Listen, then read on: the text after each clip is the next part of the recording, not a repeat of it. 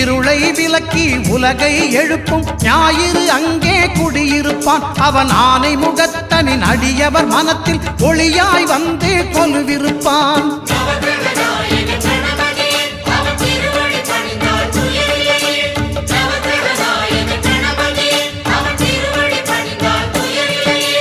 ஒன்பது கோளும் ஒன்றாய் காண அங்கு கற்பகம் என்னும் கடவுளின் மெய்யில்